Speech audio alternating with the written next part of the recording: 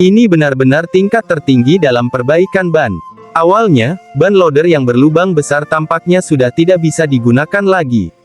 Namun, mereka mampu memperbaikinya dengan membentuk ulang menggunakan karet panas. Perbaikan ban di Pakistan memang terkenal luar biasa. Contohnya adalah ban di depan kita yang tertusuk besi baja.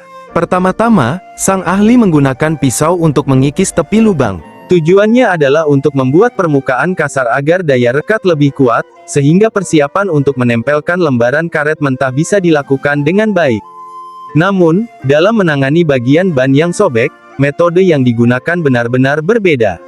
Untuk memastikan area yang diperbaiki mampu menahan tekanan ban, sang ahli tidak hanya menggunakan pisau khusus untuk menghilangkan lapisan luar, tetapi juga memperluas area perbaikan sebanyak mungkin, sehingga dapat memperluas permukaan adhesi pada lapisan luar ban. Setelah tepi lubang selesai ditangani, jelas bahwa jika langsung diperbaiki, akan mudah terjadi kegagalan tambalan. Oleh karena itu, sang ahli perlu menggunakan tali nilon tebal untuk menjahit lubang dengan pola silang dan posisi yang bergeser. Meskipun kawat baja di dalam lapisan karet ban sudah putus, selama jumlah jahitan nilon yang dibuat cukup banyak, kekuatan keseluruhan ban tidak akan berkurang secara signifikan.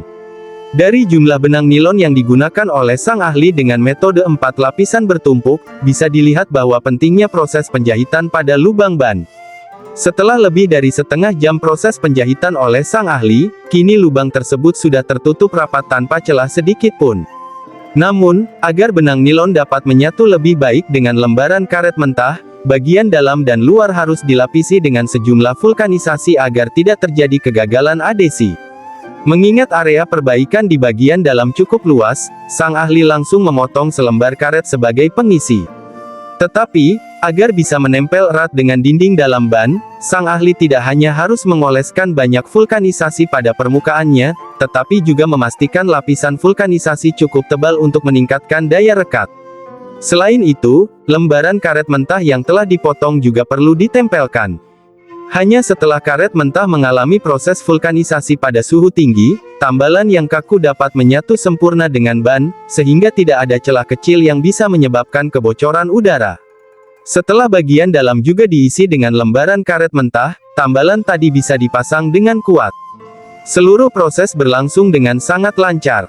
Untuk benang nilon yang menonjol di bagian luar lubang, sang ahli juga perlu menumpuk lembaran karet mentah kecil agar dapat sepenuhnya menutupi dan membungkus benang nilon, sehingga jahitan dapat berfungsi secara maksimal. Setelah sedikit dirapikan dengan pisau scraper, tahap awal perbaikan kini telah selesai. Namun, mengingat proses vulkanisasi suhu tinggi memerlukan pembentukan ulang pada alur ban, agar bagian yang diperbaiki dapat kembali ke bentuk aslinya seperti bawaan pabrik, sang ahli harus melapisi ban dengan sejumlah besar tanah liat sebagai pelindung. Hal ini memudahkan sang ahli untuk menuangkan aluminium cair ke permukaan ban, sehingga dapat membentuk cetakan vulkanisasi alur ban yang presisi. Sementara menunggu tanah liat mengering, sang ahli mulai melelehkan balok aluminium menggunakan api. Dengan suhu tinggi yang terus-menerus, aluminium akhirnya mencair menjadi logam panas yang mendidih. Terakhir, aluminium cair langsung dituangkan ke ban. Karena titik leleh aluminium yang relatif rendah, suhunya tidak akan mengkarbonisasi karet, sehingga proses ini bisa dilakukan dengan aman tanpa merusak ban. Ketika aluminium cair sudah sepenuhnya melampaui tinggi permukaan ban, cetakan aluminium yang terbentuk dapat dilepaskan. Aluminium cair yang mengalir ke dalam alur ban akan membentuk kembali pola alur dengan presisi. Benar-benar membuktikan bahwa selama ada kreativitas, metode perbaikan bisa sangat beragam. Selanjutnya, area perbaikan disejajarkan dengan cetakan aluminium untuk memastikan lembaran karet mentah berada tepat di tengah cetakan. Untuk mengatasi celah di antara beberapa lapisan karet mentah, sang ahli kemudian menggunakan penjepit spiral untuk memberikan tekanan, sehingga lembaran karet mentah yang mengalami vulkanisasi suhu tinggi dapat menyatu dengan sempurna. Setelah proses pemanasan selama 6 jam, cetakan aluminium akhirnya dapat dilepas. Hasilnya, tidak hanya pola alur ban yang berhasil dipulihkan, tetapi juga permukaannya memiliki kontur yang benar-benar sesuai dengan bentuk aslinya dari pabrik. Metode perbaikan ban seperti ini memang luar biasa.